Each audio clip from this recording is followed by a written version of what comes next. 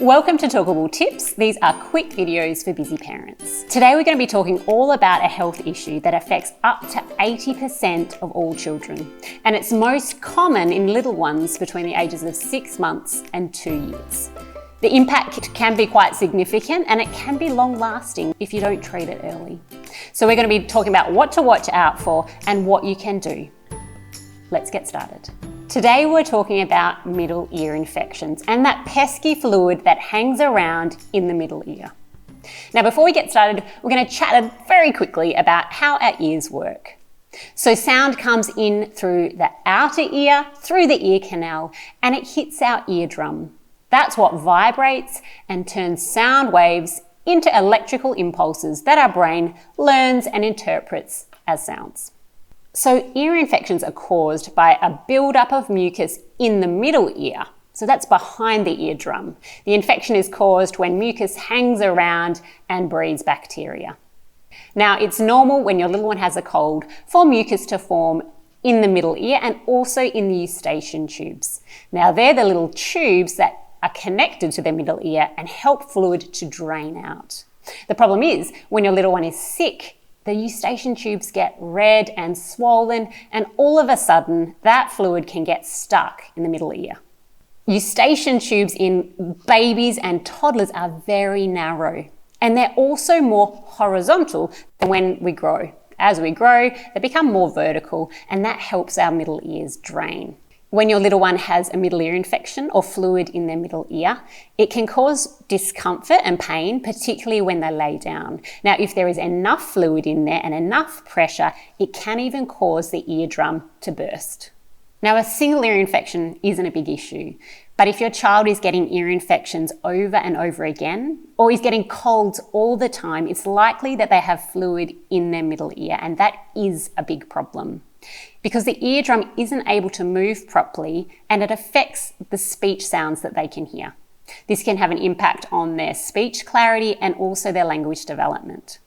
So what are the signs of an ear infection? Well, the first one is that your child has been unwell and they may have a fever. There's usually pain associated with it and they're likely to have had a runny nose and just a general cold.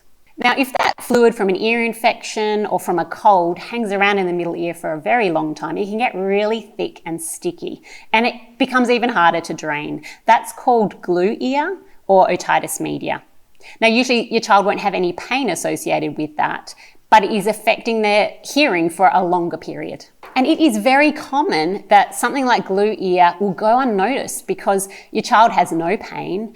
They're still able to hear some sounds, so they'll hear the dog barking or the lawnmower, and they can hear some speech sounds, but they're not hearing all of the speech sounds. So some of those sounds like sh, the quieter ones, they will miss. If your little one has that fluid hanging around for a long time, they can get used to it, and it may not even be causing them any pain. Kids are really clever at picking up what you want them to do by watching what's happening. Maybe they're watching you point or following kind of visual clues about what they need to do. And sometimes we don't even realize they're not hearing properly. Okay, so what should you do? Well, the first thing I always say is to visit your doctor if your little one's not well. They'll take a look inside your little one's ears and they can see if there's fluid back there, even if there's not an infection. And this just helps them keep track over a long period of time how often fluid is sitting in the middle ear.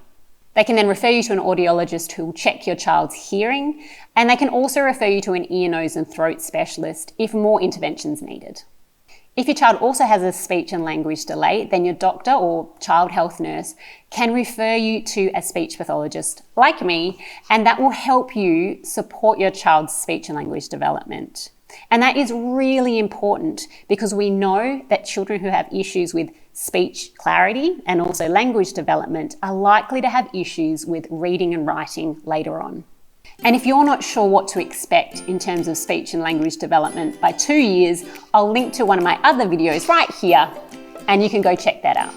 If you found this video helpful, please give it a like. That helps other parents just like you find these videos. And don't forget, if you're not already subscribed, click the subscribe button with notifications on so you don't miss any future videos. I also have a whole lot of free resources on my website, talkable.org.au. And for more help on teaching your toddler new words, check out this playlist. See you next time.